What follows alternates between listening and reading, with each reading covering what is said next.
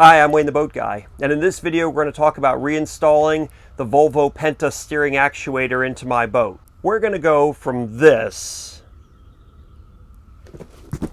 to this to this.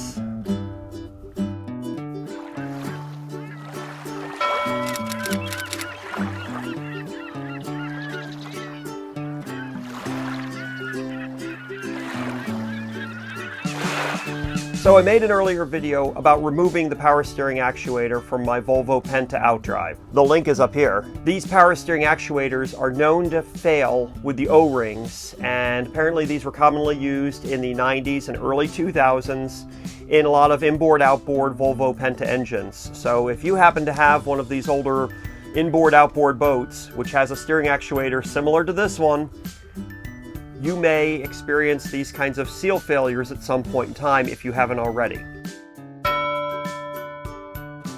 When I looked into that particular problem, I looked at what a marina would charge to do this repair, and we were looking at thousands of dollars.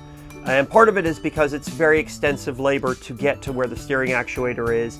Then you have to rebuild it or install a new rebuilt one, and then, make sure everything's okay. So I looked into the option of doing this myself. And I'll give you a quick summary, but you can also go back and watch that video.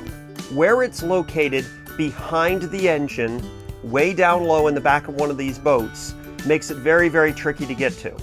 I've heard stories where some people have had to actually remove their engine to be able to get this steering actuator out. And some people are just able to reach in and quickly and easily get to all of the components for this. These steering actuators really only have a few things that hold them in place. There's the main cable that comes from the helm that operates the actuator, and that's held on with a big nut, and then the very other end of the cable is held on with a stainless steel pin which has a cotter pin in it. That's one of our first pins and cotter pins that has to be removed when you're taking one of these out. And then there's another pin and cotter pin that connects the lower part of the steering actuator to the outdrive. That's the part that actually turns the outdrive. And then there's two bolts with cotter pins, and that mount the actuator to the back of the boat. And one of the things that's interesting about these actuators is that they're actually meant to kind of pivot around. They have a little bit of play in there because they pivot on an axis as you're steering the boat. They're not mounted rigidly into the boat. And so sometimes people question when they have their engine cover open and they're steering their boat, and they see that this thing kind of clunks around a little bit and they're concerned. But that's the nature of how these are designed. They're actually supposed to pivot on that axis. The other two bolts, which have cotter pins in them to hold them from coming out, those bolts don't even actually thread into the actuator. And then the very end of those bolts just pin the actuator in place. So basically the very end of it goes into a dimple in the actuator, and that's what it rotates. And there's one of these on the top and one on the bottom. And then there's a notch in these bolts where the cotter pin goes through. If you watched my video about removing this is very, very difficult. If you've got yours removed, this is going to be a lot easier than the removal process. Installation is a lot faster and easier. Hey Mike, I'm wearing your shirt. Thank you so much for this t-shirt. You know me so well. So one of the important things before you go to reinstall one of these is making sure you have all of your tools. There's not a lot of tools that are needed, but you do need a socket and a breaker bar and or wrench to be able to fit on these two particular bolts. You also need something to be able to fit on the steering cable, and I believe mine was a 7/8 wrench to fit on the other end of that while you're tightening that cable up. The other thing that's really important is replacing these cotter pins. And your bolts and those other pins that go into here, all of them appear to be stainless steel. So if those are stainless steel, you want to be using stainless steel cotter pins as well. It doesn't cost much to buy new cotter pins, and what I did is I took my old cotter pins up to the store with me to match them up with new stainless steel replacement cotter pins. The other important thing to do is to grease all of the points where things are connecting. I used a little bit of marine grease to be able to lubricate and keep these things from corroding and help it from not squeaking or banging around as much. Hey, if you're liking this video, please give it a thumbs up down below. Thank you very much. So of course, it's located down here in my boat. And when this is opened, it does not open very high, and that makes it very hard to get into. So I actually ended up removing my whole rear seat assembly to be able to get better access to where the steering actuator is in my boat. Once again, with your particular boat, it may be very different. It might be much easier to get to than it was with my boat. Where I got my steering actuator rebuilt was a place called 5 Star Marine, and I believe they're in Port Ritchie, Florida. I have a link to them down in the description, and they are not sponsoring this video, but doing a quick internet search, I could either try to find somebody locally who could put new seals in the steering actuator, or go with people who have done this several times. And 5 Star Marine, they actually have a page on their website that talks all about how they work on these steering actuators. They talk in detail about what kind of seals they use and what they recommend and what their process is. They also rebuild tilt trim assemblies, other steering assemblies, and many other of the types of components on our boats that we may look at when they fail and think that what we have to do is go purchase a brand new one. So be sure to check out their website, because they have a lot of things that they do, and there's a lot of components that they rebuild. And you're comfortable with removing those parts and reinstalling those parts yourself, 5 Star Marine might be the people that you want to talk to be able to handle the rebuild part for you, because they do a lot of that. And really, those are the people you want doing those kinds of things, is the people who know what they're doing and do this a lot. So what I did was, once I removed my actuator, I looked at the instructions on their website. I packed it up as they asked. I put a couple of notes in there, with my phone number, contact information, all those kinds of things. Crossed my fingers and sent it off to them. And within a couple of days, I got notification they had received it. They took a look at it. They told me what it was going to cost to rebuild my actuator. And I gave them the go-ahead. And then I don't even know if it was a week later, this box arrived. The steering cable routes through here and gets a pin through there. So the cable will come out there, and then it gets pinned there with a cotter pin on the end of that.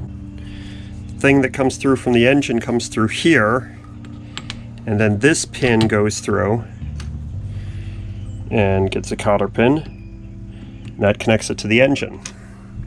To the outdrive. And then this is where it mounts.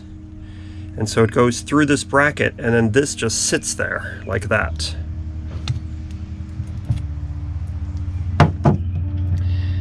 Actually, whenever these bolts are in and they're threaded through that surface, then a cotter pin goes through that to help pin these bolts in place. And then another one goes in from the bottom side. And so it goes and just sits right there. So the actuator actually is allowed to freely move around because it's just pinned in place. And here's where the hydraulic lines hook in. And so some of the work that was done to the actuator, this is where my new seals have been put in. This is where it was leaking. It was right here.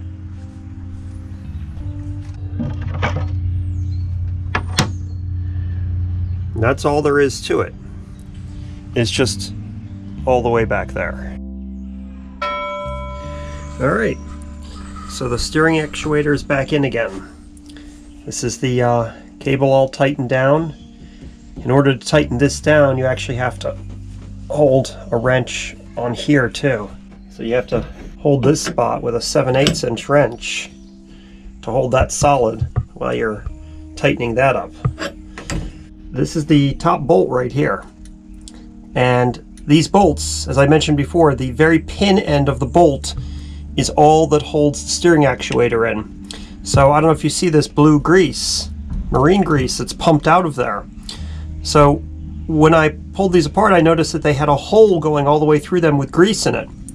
So what I did is, as you put the new bolts in, you fill the hole with grease, you crank the bolt all the way down, and grease starts popping out the top here. And this cotter pin, you can't put the cotter pin in until this bolt is all the way seated. So the bolt has a bare spot and then threads and then the tip. And in that flat spot where there's no threads, it needs to be all the way down before this cotter pin will go in, because I didn't have it all the way seated. This bolt was really hard to turn. And I didn't have it all the way seated, and I couldn't get the cotter pin to go in.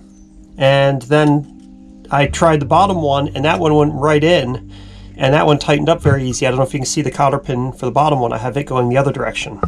And over here, this is our one pin that connects to the steering cable, and this is the pin that connects to the outdrive.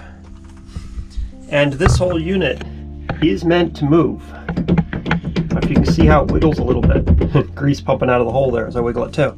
But it pivots on these two bolt points here. So these bolts do not hold it in, they're just pinning it. And this whole unit pivots and moves around as it's steering. So the only thing I haven't done yet is hooked up my cables, my power steering fluid cables, because I'm going to pump out my system, get rid of all the old fluid that's in there, and fill it all up with new regular ATF fluid. So those cotter pins are very important on those bolts, because that's the part that wiggles and pivots every time you're turning the wheel. And therefore, if those bolts work their way loose, that's where you could really have catastrophic problem that you don't need to have. It's very preventable by putting the cotter pins in. That's why those two cotter pins are there, to keep those bolts from falling out. So those cotter pins do not actually go through the bolt, so the bolt doesn't have to be in a specific position. It just has to be tight enough into the steering actuator bracket. Once those two bolts are tight enough in the steering actuator bracket, the cotter pins will slide right in, and then you can bend the ends out. So there are these 4 points, which are the 2 pins with cotter pins in them, the 2 bolts with cotter pins in them, and then the cable. And then your other 2 things are your hydraulic lines. One of the things they recommend is only using automatic transmission fluid, not using synthetic transmission fluid or any other types of fluid in the system. So one of the things that I had to do was, I wasn't sure what kind of fluids had been used in my system in the past. So of course the actuator that had arrived was completely dry, and my reservoir, which is a power steering reservoir, which looks like the kind used on a General Motors vehicle from the late 90s, early 2000s, I was able to use a hand pump, and I pumped out all of the old fluid out of my reservoir. After everything was installed and connected, I filled the reservoir up with the transmission fluid, which it only takes like a half a pint to fill that reservoir up. Then I started the boat up and let it run for a while and continued to top up the reservoir. Then I turned my steering lock to lock a couple of times, and I could hear the whining of the pump because there were some air pockets in there, and continued to fill the reservoir as it got lower. After a few minutes, my transmission fluid that was in the power steering reservoir got very bubbly, very foamy, because there was a lot of air in there. So I shut it all down and left it set for a while, and then went back to it later on, refilled it again, did the same thing a few more times until I got all of the air worked out of the system. Then I took my boat out for a little shakedown run, did a lot of steering and running around. I could feel a little bit of vibration in the steering, so sometimes it would kind of like have a little bit of a gap for a second, or I'd hear a little bit of a whine. Once again, this was just still working the air out of the system. After a few minutes, got all the air out of the system, came back in, once again, topped the fluid up one more time, checked everything for leaks, and it's fine. So now everything's back together. I've taken the boat out a few times, and it works perfectly. Everything is fine, nothing is leaking.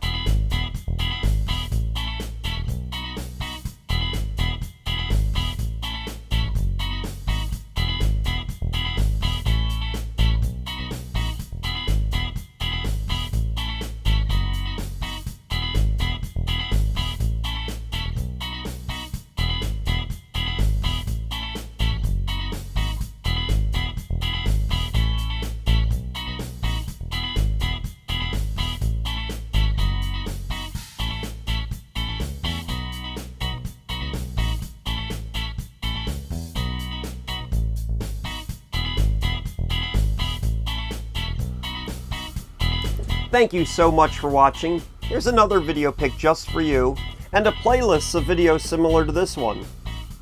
You stay safe out there in the water. Whew. It's hot today. But I think I'm going to take the boat out anyway. Yeah.